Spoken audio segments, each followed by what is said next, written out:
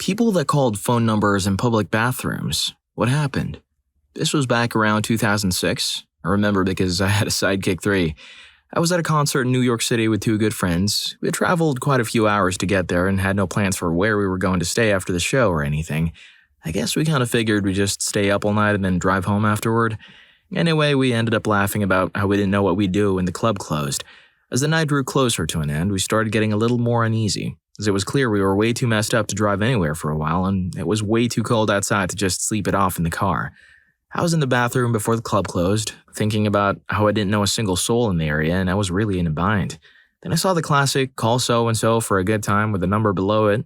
Normally, I wouldn't take note, but the exact same marker written underneath was such and such rules, and it was the name of the band I was currently seeing. It kind of clicked that it was probably written tonight, so in a haze, I pulled out my Sidekick and sent a text, kind of expecting nothing from it.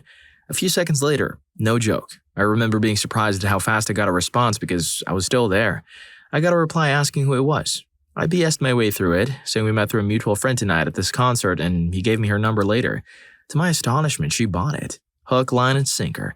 Apparently, she was also at the show and was about to leave with her friends. I asked if she wanted to grab pizza after the show with me and my friends. Every tipsy person loves pizza. This is a scientific fact, and I use it to my advantage.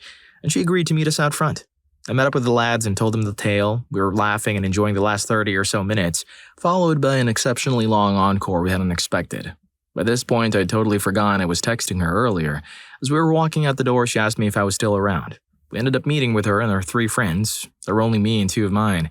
And holy cow, she was gorgeous. Her friends were pretty cute, but both were kind of tall, and I can't get into girls taller than me.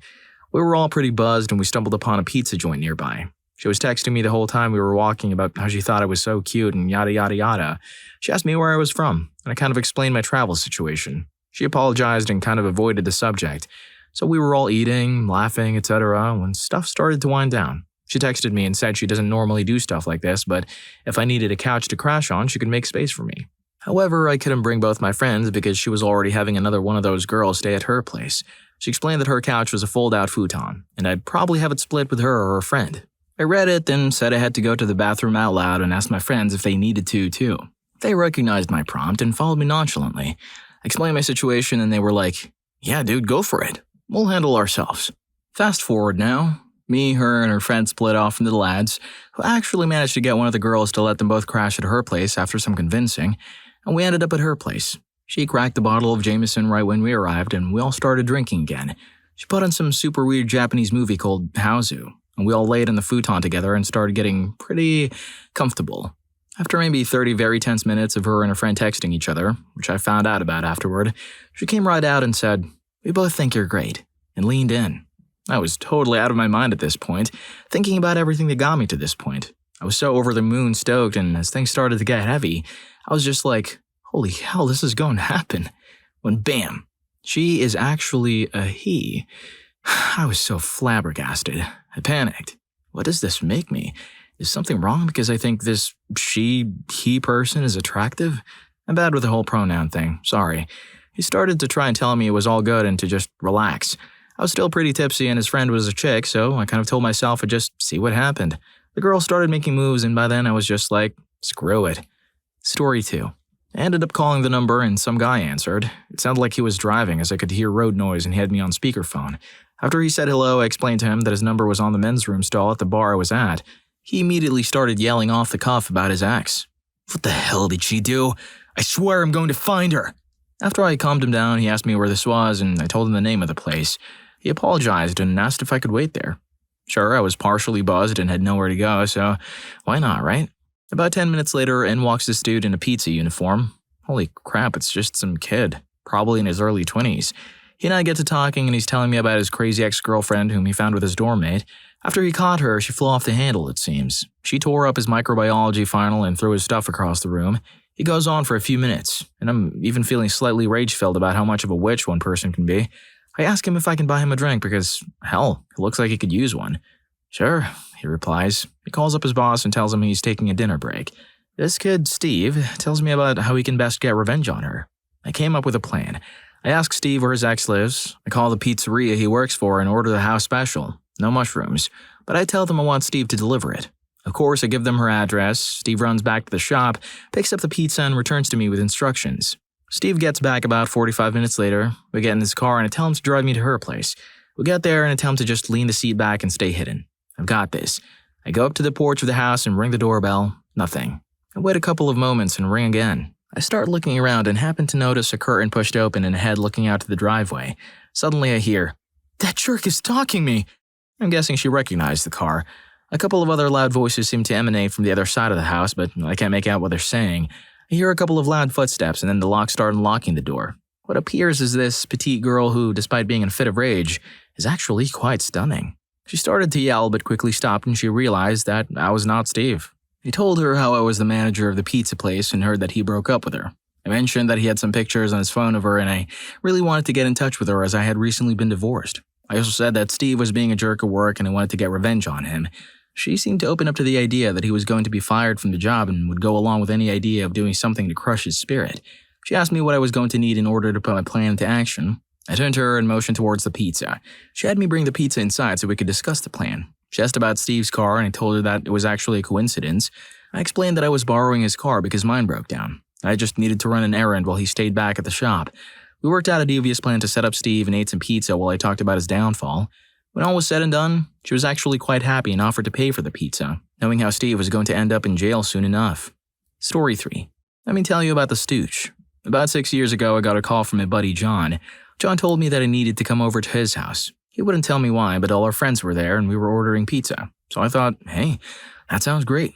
Anyway, I got there and John told me that earlier he had been shopping at Walmart and found a number in one of the bathroom stalls with, "Call if you want a good time," right above it. Naturally, he put it on his phone. Later, he and our other friend Tim called this number, and it was promptly answered by an adventurous man named Matt. Matt's last name started with an S, but they couldn't catch it. It sounded like Stoochel, so we called him Matt the Stooch Stoochel. Instead of having fun with it for 5 minutes like anyone else, John decided to call our friends over for pizza with the intention of calling this dude back and messing with him. So we're hanging out on the back deck and Tim calls the Stooch back and starts messing around with him. He talks to the Stooch in a Batman voice. He tells the Stooch that he's in a goddamn Pikachu costume. At this point, you'd think the Stooch would realize he was being pranked and hang up. But no, the Stooch doesn't hang up. He buys every bit of it. All of us are losing our minds in the background, and he ends up asking why people are laughing and almost hanging up. Tim tells him that he just has Seinfeld on TV and it's the laugh track. The Stooch freaking buys it. He must have been on the phone with this guy for a good 30 minutes. The pizza arrived when we were telling him we wanted to play Salty Cracker, and Tim told him that he had to go but would call later. So we eat, and John has this brilliantly stupid idea that we're going to call him back and have him meet us somewhere. Yeah, we're idiots. Sparing the details, we get him to agree to meet us at 11 p.m. in a local grocery store parking lot. He thinks that 3 men between the ages of 20 and 35 are coming to meet him for some sort of gathering. So John, Tim, 2 of my other friends, and I pile into my car and drive to the grocery store. We end up parking across the street at a local bar and waiting. Well, lo and behold, this dude shows up right on time, parks his car and turns his light off. So now we're all freaking out like, holy crap, we literally convinced this guy to come to this place and be with us. So what do? Fire up the car and drive over to the grocery store, of course. We pull into the lot slowly. Everyone is tense and we're starting to feel like, maybe, just maybe, this is a bad idea. We roll toward his vehicle and when we're maybe 30 feet away or so, he flashes his headlights at us. We all start flipping out. I step on the gas and we get out of there, yelling expletives at the top of our lungs, thinking that he's going to follow us or something. Well, he didn't. Later, he ends up texting John asking why he didn't show up. Anyway, next time you see a number written on the bathroom stall, just remember the Stooch. The Stooch could live on your block. The Stooch could be the guy who works in the cubicle next to you. The Stooch could be your best friend. Hopefully, the Stooch isn't as oblivious as the Stooch I know, but it doesn't change the fact that we all have a Stooch lurking somewhere in our lives, scribbling something via Sharpie in a bathroom stall. I don't know about you, but that's one freaking roller coaster. If you're loving these wild stories, make sure to like and subscribe for more comedy coming your way. Story 4. I used to drive long distances pretty frequently, mostly on I-80 between San Francisco and Salt Lake City. It's a long, boring, lonely stretch of road with towns like Winnemucca and Elko being the highlights. Even the casinos are boring. Anyway, I used to call these numbers almost every time, just to see what happened. They seem to break down to 3 major categories. Number 1, prank numbers that somebody said, call Jill at XXX, and it would be somebody who'd never heard of Jill or anybody like her. Number 2, numbers that were out of service. Number 3, local bar girls for truckers. Sometimes they were actually at the truck stop just waiting for a call and could meet you in 30 seconds. I actually found out about the third one in a pretty terrifying way. I'm on I-80 cruising, and the breakfast buffet I'd had about 3 hours ago at the Nugget in Reno starts reminding me that I also drank 4 cups of coffee. I pull into a Flying J somewhere past Winnemucca and make a beeline for the restroom. As I'm doing my business, I see the number on the wall. Call Amy for the best time, $20 at XXX. So I figure I'd call and see what it is. Hello? Amy answers. Yeah, I saw this number in a bathroom stall, I said. Which stall? She answers. Flying J in Battle Mountain. I know. Which stall? Why? Look, man, do you want to do something or what? No. Then what the hell did you call me for? Then she hangs up. I just started laughing. I finished my business and grabbed a soda. As I was leaving, I casually glanced around to see if I could identify Amy, but no such luck. Old trucker, cop, 2 kids getting candy while their dad got gas, no visible bar girl. As I was cashing out, the cashier in her 60s just said to me, Look, you don't call them numbers if you don't want what they offer. Then I realized she was Amy, the cashier. I have no idea how she was planning to make it all work, but I just casually paid for my soda and left. For a long time, I just wondered how many she'd meet there. How many customers waited in line, bags of peanuts and Milky Way bars and 20-ounce Coke bottles dangling from their hands as they wondered where the cashier had gone. Hey man, we all have side gigs, you know? Story 5. A friend of mine wrote my phone number in the bathroom of a local bar back when I was in college, but he didn't write my number. What he actually wrote was, Call the all-knowing Tommy Servo and get answers to all of life's mysteries. So for about 6 months, I would get phone calls from incredibly intoxicated people who wanted me to solve their problems. The best one that I remember was this guy who called at about 1:30 in the morning on a Saturday. As soon as I picked up the phone, I heard this guy on the other end with a thick southern accent saying, Hey man, is this Tommy Servo? Hey man, hey. What should we be doing about the illegals in this country, man? What do we do about them damn illegals? I told him that we should dissolve all borders and get rid of the idea of countries altogether. An idea that he fought me on initially, since without borders and countries we wouldn't have America. But he softened on it a little when I told him, yeah, but we wouldn't have illegal immigrants either, just regular immigrants. Story 6. Not exactly bathroom wall pranks, but what the hell. When I was about 25, I worked at a restaurant in my neighborhood and thus walked to work. One day I'm walking down the street and the payphone rings. Curious, I picked it up and said, Hello?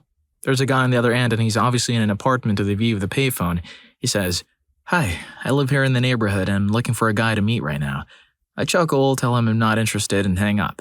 A few days later, I'm talking to a guy at work and I tell him the story. He says, Jesus Christ, Adam is still doing that. He goes on to tell me that it was his former boyfriend on the phone.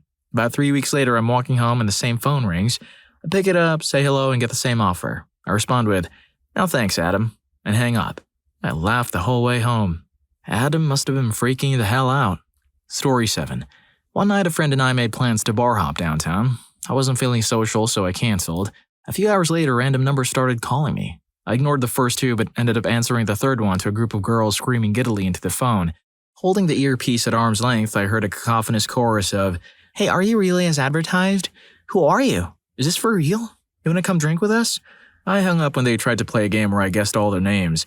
My beer was getting warm. An hour later, I got a call from a much calmer group of ladies who informed me of my phone's number's appearance in the ladies' room of a college bar. The girl calling was out celebrating her birthday and was kind and coherent enough to cross it out, along with a message that said, Call for a good time. We still text randomly from time to time, but we've never met. Story 8. I was in the bathroom of a shady bar one night, and there was a number on the wall with the words, Call for an unforgettable time. Being the fool I am, I thought it'd be funny to give it a whirl. I dialed the number right there, but no one answered. I went to wash my hands, and this weird dude walked in and cautiously looked around and then looked at me. You called? Yeah, I just wanted to see. Come to the stall and we'll do business. Holy crap, no thanks. Okay. Dude, do you want your good time or not? No, sorry. All right, give me a holler if you change your mind, dear. It was the most awkward exchange I've ever had. He seemed like a pretty normal guy, although I didn't take him as the type to meet random dudes in bathroom stalls. Different strokes, I guess. I still have his number on my phone in case I ever get a change of heart. Story 9.